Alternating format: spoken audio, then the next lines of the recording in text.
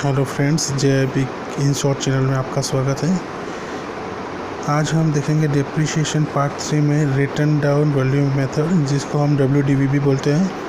इस मेथड के भी बहुत से नाम हैं, जैसे पहला नाम हो गया return down value method, that means WDV। दूसरा नाम है रिड्यूसिंग इंस्टॉलमेंट मेथड और तीसरा नाम है डिमिनिशिंग बैलेंस मेथड। तो ये तीनों ही नाम से ये मेथड जानी जाती है, बट ये मेथड बहुत ही ईजी है। रिटर्न डाउन वैल्यू मेथड में स्ट्रेट लाइन मेथड जैसा नहीं होता। स्ट्रेट लाइन मेथड में क्या होता था कि एवरी ईयर, हर साल आपका जो डेप्रिसिएशन होता था वो इक्वल होता था। एक साल 10,000 हुआ तो दूसरा साल भी 10,000 होता था। But return down value method में WDV में ऐसा नहीं होता है। इसमें पहले साल का जो डेप्रिसिएशन है वो मैक्सिमम होता है और धीमे धीमे वो डेप्रिसिएशन का वैल्यू कम होता जाता है। अब यहाँ पर एक चीज़ है, यहाँ पर मैंने लिखा हुआ है WDV is equal to book value. मतलब रिटर्न डाउन वैल्यू क्या होता है किसी भी चीज़ का? रिटर्न डाउन वैल्यू डेप्रिसिएशन को हटाने के बाद जो वैल्यू रह जाता है मशीन का, प्रोडक्ट का या किसी भी चीज़ का, उसको बोलते हैं return down value, book value. समझो किसी भी एक मशीन की वैल्यू है 2 लाख रुपया। अब उसका मैं डेप्रिसिएशन 50,000 हटा देता हूँ, ठीक है। तो डेप्रिसिएशन मैंने 50,000 हटा दिया, तो बाकी क्या बच गया? 1,50,000। वो उसका हो गया है रिटर्न डाउन वैल्यू उस मशीन का, जिसको हम बुक वैल्यू भी बोलते हैं। चलिए एक एग्जांपल से हम इसको समझते हैं। काफ़ी इजी एग्जांपल है यहाँ पर, let us check. Cost of car is ₹5 lakh.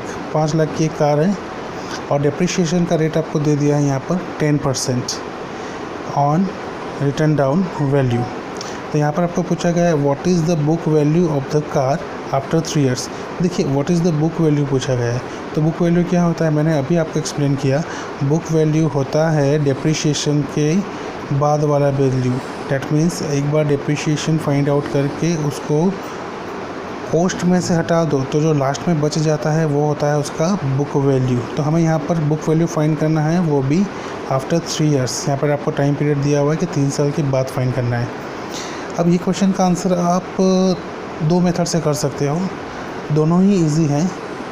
एक फर्स्ट मेथड हम देखते हैं, उसके बाद सेकंड मेथड देखते हैं।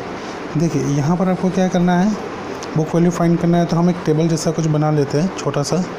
आपको एग्ज़ाम में टेबल बनाने की कोई ज़रूरत नहीं है, ये जस्ट एक्सप्लेनेशन के लिए है कि टेबल में फर्स्ट लिखेंगे opening, that means opening return down value, या तो आप बोल सकते हो उसका जो कॉस्ट है वो। सेकेंड के अंदर हम लिख देंगे यहाँ पर डेप्रिसिएशन परसेंटेज एट 10%। डेप्रिसिएशन 10% से है यहाँ पर, तो हमने यहाँ पर 10% लिख दिया। और लास्ट में यहाँ पर हम देंगे कि closing return down value. That means इसको हम बोलेंगे हमारा बुक वैल्यू। समझ गए? यहाँ जो आंसर आएगा वो आपका बुक वैल्यू में आएगा। अब यहाँ पर आपको 3 साल का बोला है कि 3 साल का फाइंड करना है, तो मैं क्या कर रहा हूँ यहाँ पर, ये फर्स्ट ईयर, ये सेकेंड ईयर और ये थर्ड ईयर, हम 1 बाय 1 इसको सॉल्व करेंगे। तो फर्स्ट ईयर के लिए ओपनिंग रिटर्न डाउन वैल्यू कितना है, ओपनिंग WDV, तो उसका कॉस्ट कितना है हमको दिया हुआ है 5 लाख। तो हमने यहाँ पर लिख दिया भाई ओपनिंग में है 5 लाख, ठीक है। 10% से डेप्रिसिएशन होता है, तो 5 लाख का 10% कितना हो जाएगा, 1 2 3 4 5, उसका 10%, तो 0 2 कट हो गई, कितना हो गया 50,000। डेट मीन्स मैं शॉर्ट में लिख देता हूँ 50,000। अब क्लोजिंग WDV क्या होगा, तो हमारा ओपनिंग माइनस डेप्रिसिएशन, इन दोनों को माइनस करते जाना है, इसको और इसको। तो 5 लाख में से 50,000 गया तो 4,50,000, ठीक है। ये तो ये फर्स्ट ईयर का आपका बुक वैल्यू मिल गया। आपको फर्स्ट ईयर का डेप्रिसिएशन भी मिल गया, फर्स्ट ईयर का बुक वैल्यू भी मिल गया। What about second year? Second year के लिए क्या करना है आपको, तो फर्स्ट ईयर का जो बुक वैल्यू है वो सेकेंड ईयर के लिए ओपनिंग वैल्यू हो जाएगा। डेट मीन्स ये जो 4,50,000 है वो 1 2 3 4, अगेन इस पर डेप्रिसिएशन कितना फाइंड करेंगे 10%, तो 4,50,000 और उसका भी 10%, 10 के नीचे 100 मैंने इसलिए कि परसेंटेज में है, परसेंटेज की साइन लेनी हो तो अपन में 100 लिखना पड़ता है। तो 10 कट कितना आ गया ये 45,000 45K। ठीक है, अब मैंने आपको बोला इसको भी माइनस करना है आपको। तो 4,50,000 में से 45,000 गया तो कितना रह जाएगा, 4,50,000 में से 45,000 गया तो 4,05,000 रह जाएगा। तो ये हमको मिल गया सेकेंड ईयर का बुक वैल्यू। ठीक है, और हमको क्या फाइंड करना है आफ्टर 3 ईयर, 3 साल के बाद का। डेट मीन्स व्हाट, अभी और एक बार हमको जाना पड़ेगा। तो ये जो हमारा है 4,05,000 वो थर्ड ईयर के लिए ओपनिंग हो जाएगा। तो 4,05,000 उसका भी फिर से 10%, तो 4,05,000 इसका भी 10%, परसेंटेज की साइन हटा दो तो अपॉन में 100। तो what, zero cut that means 40,500। ठीक है, तो ये हमको आंसर मिल गया यहाँ पर 40,500। अब इन दोनों को भी माइनस कर दो। मैं यहाँ पर देखो साइन लगाते जा रहा हूँ, इनको माइनस करके यहाँ पर रखोगे तो आपको बुक वैल्यू मिलेगा। तो 4,05,000 में से 40,500 जाएगा। ठीक है, तो कितना रह जाएगा, 4,05,000 में से 40,000 किया तो 3,65,000 और उसमें से 500 किया तो 3,64,500।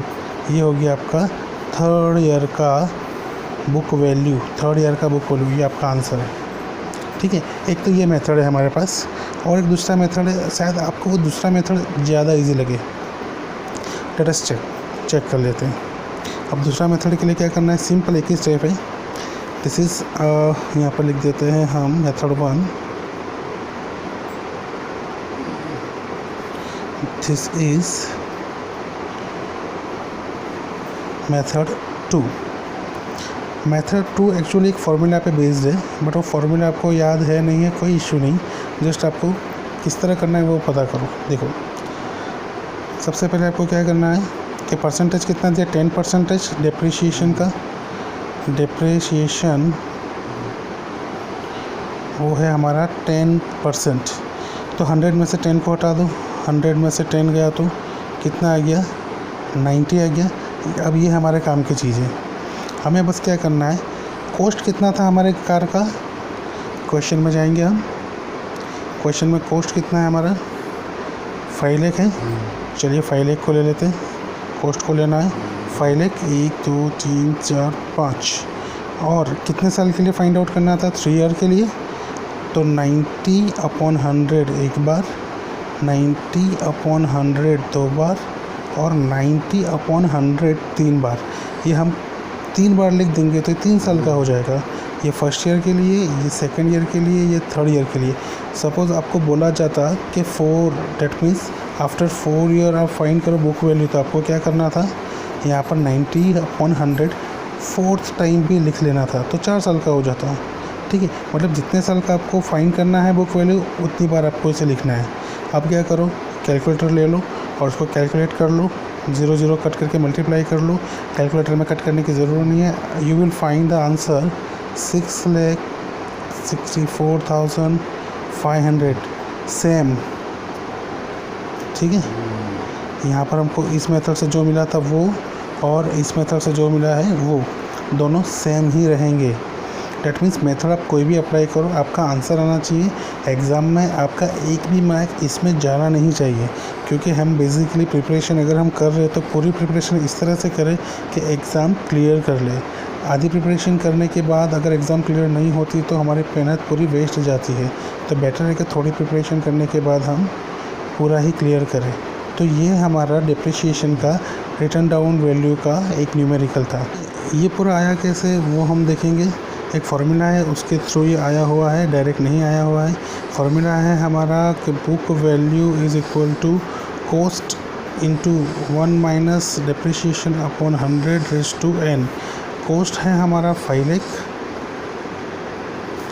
तो 1 माइनस डिप्रिशिएशन परसेंटेज कितना है 10/100, और n मतलब नंबर ऑफ़ ईयर्स, कितने साल है 3 साल हैं। तो ये हो गए 1 2 3 4 5, 100 1 100, 100 में से 10 गया तो 90 और अपॉन 100, और उसको कितनी बार 3 टाइम्स।